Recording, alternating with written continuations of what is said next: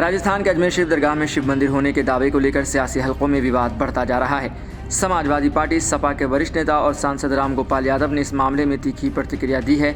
अजमेर शरीफ दरगाह में मंदिर होने की याचिका पर कोर्ट द्वारा सुनवाई स्वीकार किए जाने के बाद राम गोपाल यादव ने जजों पर आपत्तिजनक बयान दे दिया। उन्होंने कहा कि छोटे छोटे जज देश में आग लगवाना चाहते हैं। उनके इस बयान से विवाद और गहरा गया, क्योंकि अजमेर शरीफ दरगाह की धार्मिक और सांस्कृतिक अहमियत को लेकर कई सवाल उठाए जा रहे हैं। राम गोपाल यादव ने आगे भाजपा पर हमला करते हुए कहा कि पूरी दुनिया से लोग अजमेर शरीफ आते हैं और हमारे प्रधानमंत्री भी दरगाह पर चादर चढ़ाते हैं। ये दरगाह आस्था का केंद्र है, लेकिन सत्ता में बने रहने के लिए भाजपा समर्थित लोग कुछ भी कर सकते हैं। उन्होंने इस मामले में सख्त टिप्पणी करते हुए कहा कि सांप्रदायिक मामलों में बढ़ावा देने के लिए भाजपा जानबूझकर ऐसी स्थितियां बना रही है। संभल हिंसा पर राम गोपाल यादव ने प्रशासन को भी कटघरे में खड़ा कर दिया। उनका कहना था कि संभल हिंसा में प्रशासन पूरी तरह से दोषी है। जिस दिन निष्पक्ष जांच होगी कई वरिष्ठ अधिकारी जेल जाएंगे। उन्होंने कहा, आज फिर मैंने संभल हिंसा के मामले में सदन में नोटिस दिया है।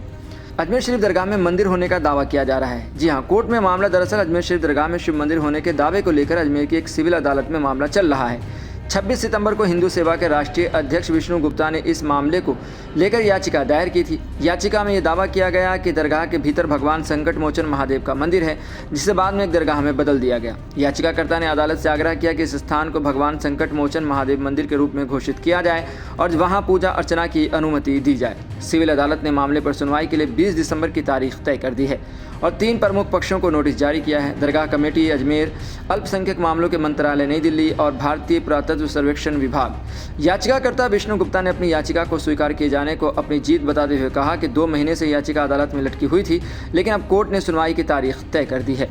याचिका में यह भी मांग की गई कि भारतीय पुरातत्व सर्वेक्षण ASI से क्षेत्र का सर्वेक्षण कराया जाए, ताकि यह साबित किया जा सके कि दरगाह का स्थान पहले एक शिव मंदिर था। इसके साथ ही याचिका में यह भी मांग की गई कि मंदिर पर हुए अवैध कब्जे को हटाया जाए और हिंदू समुदाय को वहां पूजा अर्चना का अधिकार दिया जाए।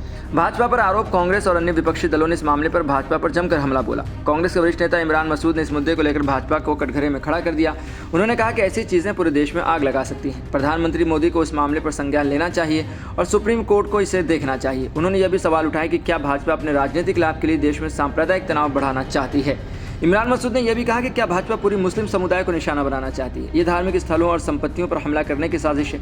आप किस मस्जिद के नीचे मंदिर देखेंगे। उन्होंने उपासना अधिनियम 1991 का भी उल्लेख करते हुए कहा कि केंद्र सरकार ने जानबूझकर इस कानून को नजरअंदाज किया है ताकि वे सांप्रदायिक मुद्दों को हवा दे सकें। कांग्रेस सांसद ने सवाल किया, क्या भाजपा अपने राजनीतिक फायदे के लिए देश को जलाना चाहती है। ऐसे मुद्दों को लेकर भाजपा की राजनीति पूरी तरह से नफरत और विभाजन पर आधारित है। राजनीतिक पटल पर विवाद और संभावित प्रभाव, यह मामला अब राजनीति में एक बड़ा विवाद बनता जा रहा है, जिसमें धार्मिक संवेदनशीलता के साथ साथ राजनीतिक आरोप प्रत्यारोप भी जुड़े हुए हैं। जहां भाजपा इसे अपनी राजनीतिक रणनीति का हिस्सा मानती है, वहीं विपक्ष इसे समाज में विद्वेष फैलाने की कोशिश के रूप में देखता है। अजमेर शरीफ दरगाह का मामला केवल एक कानूनी विवाद नहीं है, बल्कि यह एक गहरे सांप्रदायिक और राजनीतिक विवाद का एक हिस्सा बनता जा रहा है।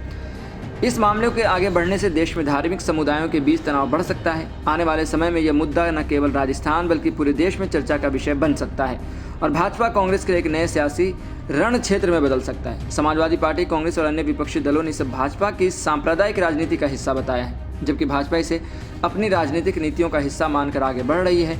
आगामी अदालत की सुनवाई और राजनीतिक प्रतिक्रियाएं इस मामले की दिशा तय करेंगी।